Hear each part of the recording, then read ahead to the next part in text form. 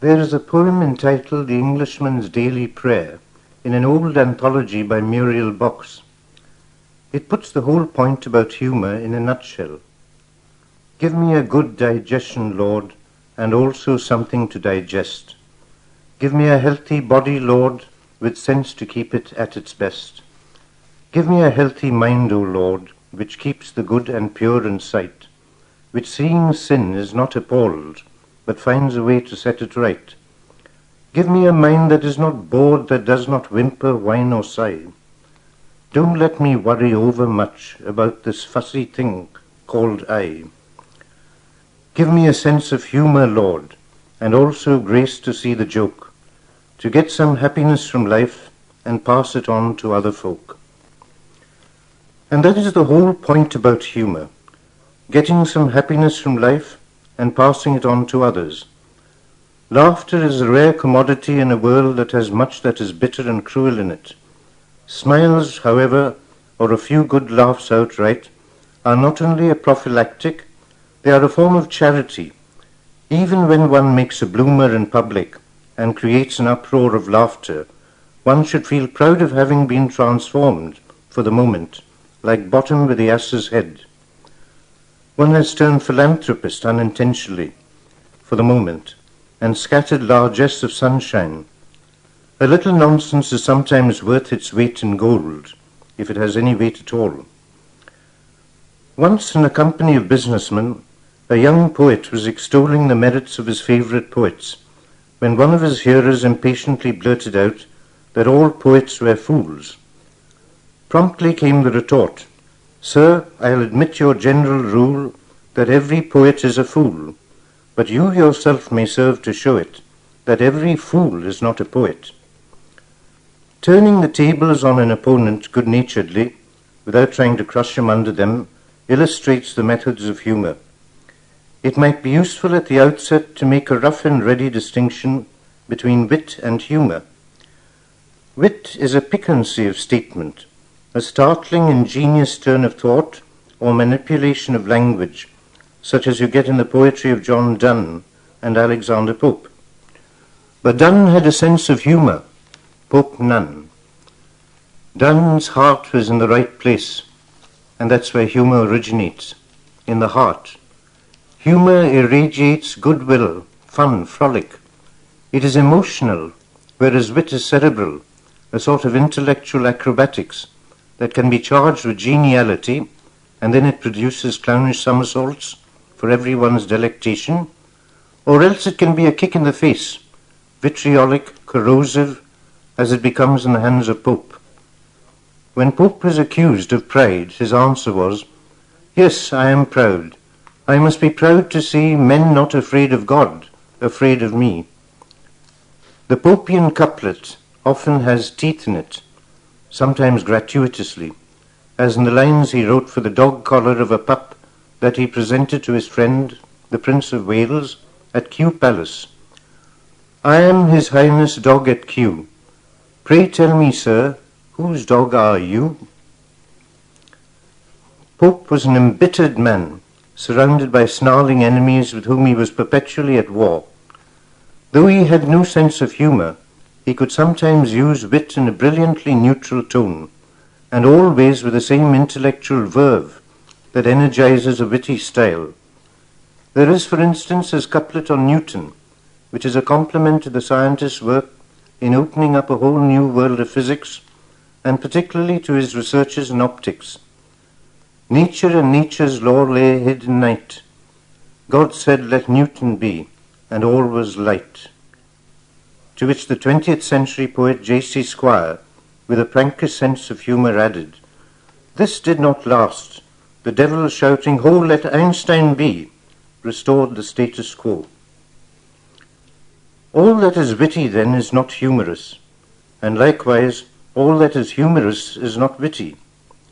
There may be humour in a situation with which language has nothing to do, as often in Shaw's plays, Androcles waltzing with a lion and calling it Tommy, Cleopatra asking Britannicus if it was true that when Caesar captured him, he was painted blue all over, from head to foot, and he solemnly replying that blue is the national colour, and Britons always dress in it, and that he was painted blue, so that if his enemies in battle stole his clothes, he would still be a patriotic Briton. Wit and humour are large intersecting circles, with a common area where they overlap. In this area, humour is the inspiration of wit. It is almost a law of humorous poetry that it should be flippant, facetious, the frothier the better, and therefore it can never be sublime. The ridiculous is its field, as in Leigh Hunt's four-liner. Baby roused its father's ire, so he sat it on the fire. Stop, mother said, wait a bit, aren't you overdoing it? The situation is obviously unreal, fantastic, as it often is in humour. The kind of quibbling used here can be hilariously extended over full-length poems, as in Thomas Hood's Ben Battle. Ben Battle was a soldier bold and quick in war's alarms. A cannonball took off his legs, so he laid down his arms. The poem continues in this strain, through pun after pun, with amazing fertility of invention. Among the masters of the comic quirk is the American poet Ogden Nash, with his poem about bankers, and another about how it takes not two but one to make a quarrel, in the case of one's wife. His epigram, "A politician is an ass on which every one has sat except a man," gains its humour from a stylish raising of the A in ass to the sound it takes in father. You will have to try that out yourself, for I have to give a wide berth to the radio censors. Besides Ogden Nash, there are other poets with a sense of humour who do not rate as high as T.S. Eliot, incidentally a great poet with a sense of humour, as is evident from his old Possum's book of Practical Cats, but they have nevertheless done as great a service to mankind through verse. They are the inglorious Miltons who have gone to their graves unwept, unhonoured, and unsung, like the poet who wrote this poem, which I recall from my childhood. The Man with a Single Hair. He was not bald, for on his shining cranium remained one hair, its colour pink geranium. Oh, how he idolized his single hair! That last of loved ones grew luxuriant there. Each day he combed it, brushed it, scented it, oiled it, dared scarce put his hat on lest he'd spoil it.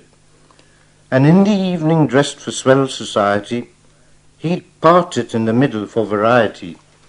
Omitting nothing with devoted care, he'd pet his hirsute pride, his single hair. But sad to tell, bitter was the blow, there came a day of direst woe, when in his soup it fell. He quickly spied it, caught it, and on his napkin dried it. Chill was his forehead, great his heart's distress. I'm bald at last, he wailed in bitter grief. My only hair has fallen like a leaf. What ho, a taxidermist, shouted he. I'll have it stuffed for all mankind to see. And when it is in its glass case installed, 'twill show the world I was not always bald. There were scores like this uncrowned king of humour in the days gone by, when people still knew how to laugh, and had not become so sophisticated as to be amused only by a cruel cartoon, or something nasty in the bookshop. That, incidentally, is the title of a satirical poem by Donald Davy, in which we get such lines as, "Should poets bicycle pump the heart, or squash it flat? Man's love is of man's life a thing apart. Girls aren't like that." No, girls aren't any more like Byron's Julia and Don Juan, quoted by Davy. But as Davy shows, satire can be playful and lambent, as well as acrimonious and searing, like an oxyacetylene flame. Frivolous satire is permeated with a sense of humour, which makes it innocuous. It retains its sharpness, but its sharpness is that of sauce, not of a razor blade. The form of verse known as the limerick is everybody's field for the exercise of a sense of humour. It goes something like this, There was a young fellow named Wright who mastered the speed of light. He went out one day in the relative way and came back the previous night. Improvisations in the limerick are always jolly, and in a small convivial group swapping limericks, they verge on the bawdy. There's nothing wrong perhaps in that, though the Puritan may frown, for what is lost in virtue to the killjoy is gained in another form of virtue to the happy-go-lucky and the carefree. The Georgian poet Harvey, as a prisoner of war in World War I, writes about ducks, and says that when God had finished the major works of creation, he turned to the minor ones for amusement and made a few jokes, lest men should take themselves too seriously. Caterpillars and cats are excellent puns. All God's jokes are good, even the practical ones. So the poet contends, and adds that God is probably still laughing at the twitch and the squiggle that he put into the duck's tail. Humour, unlike wit, is so humane that it is akin to pathos, and writers like Shakespeare, Goldsmith, Lamb and De Quincey are equally at home in both. They are sides of the same coin of human intercourse, pathos or tenderness being the obverse of humour. Laughter, one may go so far as to say, is a kind of prayer. The sense of humour is a gift even more than a sense of wit. It is comparatively easier to be witty than to be humorous, for the tendency in human nature is to be cantankerous, and this is far more common than a lively, arch sense of fun. Humour is the negation of rudeness. Wit thrives on sarcasm, jibe, mockery, and is anti-social insofar as it is anti-friendly. Whatever may be said about the need to cauterize the festering sores of vice and evil in the world, Bernard Shaw's advice in his dramatic opinions and essays is worth heeding. He refers to himself as belonging to the Church of the Theatre, which is older and greater than the Christian Church and goes back to Aeschylus.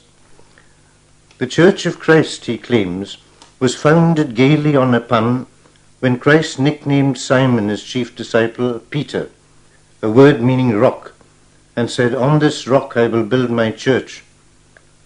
Shaw goes on to say, "Unhappily, the Christian church has become the church where you may not laugh. I belong to that older and greater church, where the oftener you laugh, the better. For it is by laughter only that you can destroy evil without malice, and affirm good fellowship without mawkishness."